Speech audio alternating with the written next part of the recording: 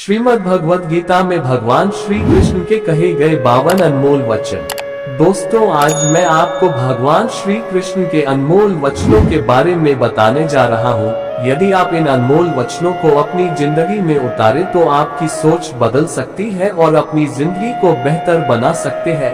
भगवान श्री कृष्ण के बारे में हम सब ने सुना है और कई बार पढ़ा है कि भगवान श्री कृष्ण को 108 नामों से जाना जाता है।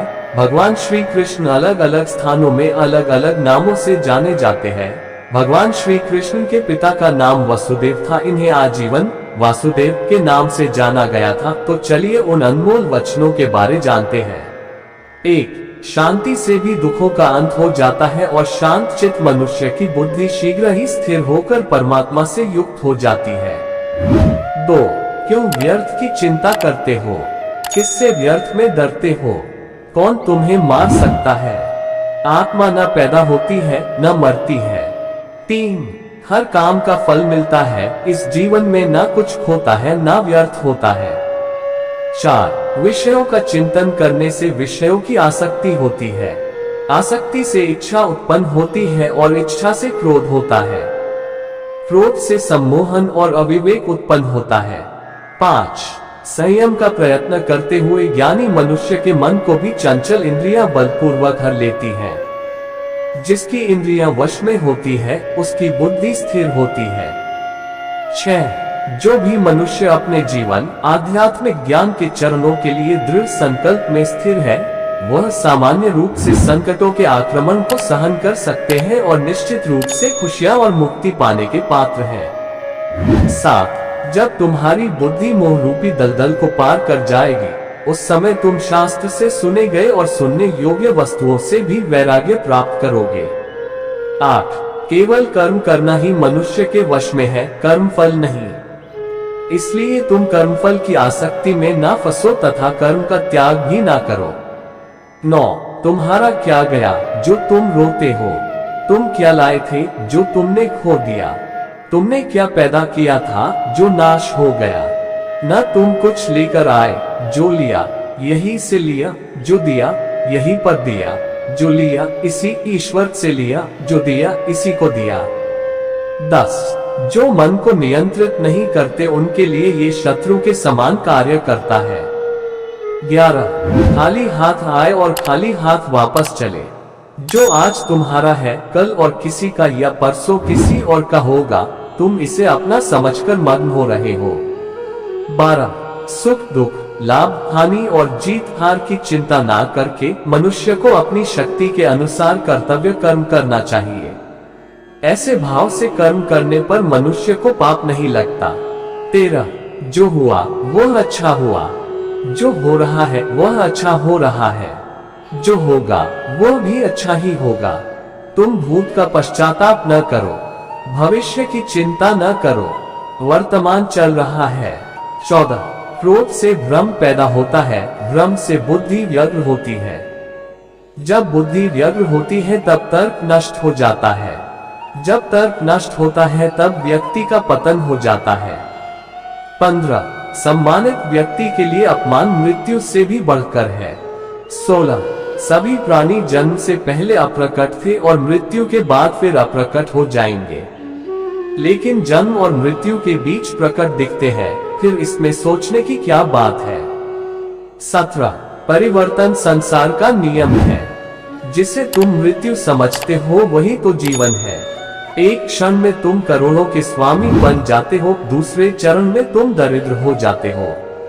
18. शस्त्र आत्मा को काट नहीं सकते, अग्नि इसको जला नहीं सकती, जल इसको गीला नहीं कर सकता और वायु इसे सूखा नहीं सकती। 19. जैसे मनुष्य अपने पुराने वस्त्रों को उतार कर दूसरे नए वस्त्र धारण करता है, वैसे ही आत्मा मृत्यु के बाद अपने पुराने शरीर को त्याग करने से ही प्राप्त करती है। 20. आत्मा न कभी जन्म लेती है और ना मरती है, शरीर का नाश होने पर भी नष्ट नहीं होता। 21. आत्मा अमर है। जो लोग इस आत्मा को मारने वाला या मरने वाला मानते हैं, वे दोनों ही नासमझ है। आत्मा ना किसी को मारती है और ना ही किसी के द्वारा मारी जा सकती है। 22. न ये शरीर तुम्हारा है न तुम शरीर के हो, यह अग्नि जल वायु पृथ्वी आकाश से मिलकर बना है और इसी में मिल जाएगा। परंतु आत्मा स्थिर है, फिर तुम क्या हो? 23 तुम ज्ञानियों की तरह बातें करते हो, लेकिन जिनके लिए शोक नहीं करना चाहिए उनके लिए शोक करते हो। मृत या जीवित ज्ञानी किसी के लिए शोक नहीं करते। 24 कर्म ही पूजा है। 25 व्यक्ति जो चाहे बन सकता है, यदि विश्वास के साथ इच्छित वस्तु पर लगातार चिंतन करे। 26 मैं काल हूँ, सबका नाशक, मैं आया हूँ दुनिया का उपभोग करने के लिए। 27 कर्म उसे नहीं बांधता जिसने काम का त्याग कर दिया है। 28 बुद्धिमान व्यक्ति का मुख सुख में आनंद नहीं लेता।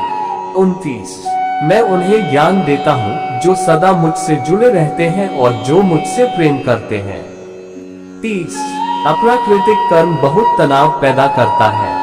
31 अपने अनिवार्य कार्य करो, क्योंकि वास्तव में कार्य करना निष्क्रिय से बेहतर है। 32 मैं सभी प्राणियों की हृदय में विद्यमान हूँ। 33 निर्माण केवल पहले से मौजूद चीजों का प्रक्षेपण है। 34 बुरे कर्म करने वाले सबसे नीच व्यक्ति जो राक्षसी प्रवृत्तियों से जुड़े हुए हैं और उनकी बुद्धि माया ने हर ली है, वह मेरी पूजा या मुझे पाने का प्रयास नहीं करते। 35 मैं उष्मा देता हूँ, मैं वर्षा करता हूँ, मैं वर्षा रोकता भी हूँ, मैं अमृत भी हूँ और मृत्यु भी मैं ही हूँ। 36 जो इस लोक में अपने काम की सफलता की कामना रखते हैं, वे देवताओं की पूजा करें। 37 जब वे अपने कार्य में आनंद खोज लेते हैं, तब वे पूर्णता प्राप्त करते हैं। 38 इंद्रियों की दुनिया में कल्पना सुखों की शुरुआत है और अंत भी, जो दुख को जन्म देता है। 39 कर्म योग वास्तव में एक परम रहस्य है। 40 कर्म मुझे बांधता नहीं, क्योंकि मुझे कर्म के प्रतिफल की कोई इच्छा नहीं। 41 करुणा द्वारा निर्देशित सभी कार्य ध्यान से करो। 42 सदैव संदेह करने वाले व्यक्ति के लिए प्रसन्नता ना इस लोक में है ना ही कहीं और। 43 किसी और का काम पूर्णता करने से कहीं अच्छा है कि अपना करे, भले ही उसे अपूर्णता का साथ करना पड़े। 44 हर व्यक्ति का विश्वास उसकी प्रकृति के अनुसार होता है। 45 जो ज्ञान और कर्म को एक रूप में देखता है, वही सही मायने में देखता है। 46 जो चीज हमारे हाथ में नहीं है, उनके विषय में चिंता करके कोई फायदा नहीं है। 47 जो कार्य में निष्क्रियता और निष्क्रियता में कार्य देखता है, वो एक बुद्धिमान व्यक्ति है। 48 यदि कोई बड़े से बड़ा दुराचारी भी अनन्य भक्ति भाव से मुझे भजता है, तो उसे भी साधु ही मानना चाहिए और वह शीघ्र ही धर्मात्मा हो जाता है तथा परम शांति को प्राप्त होता है। 49 जैसे प्रज्वलित अग्नि लकड़ी को जला देती है, वैसे ही ज्ञान रूपी अग्नि कर्म के सारे बंधनों को नष्ट कर देती है। 50 अपने आप जो कुछ भी प्राप्त हो, उसमें संतुष्ट रहने वाला, ईर्ष्या से रहित, सफलता और असफलता में संभाव वाला कर्मयोगी कर्म करता हुआ भी कर्म के बंधनों में नहीं बनता है। 51 जो आशा रहित है, जिसके मन और इंद्रियां वश में है, जिसने सब प्रकार के स्वामित्व का परित्याग कर दिया है, ऐसा मनुष्य शरीर से कर्म करते हुए भी पाप को प्राप्त नहीं होता। 52 काम, क्रोध और लोभ ये चीजों को नरक की ओर ले जाने वाले 3 द्वार हैं।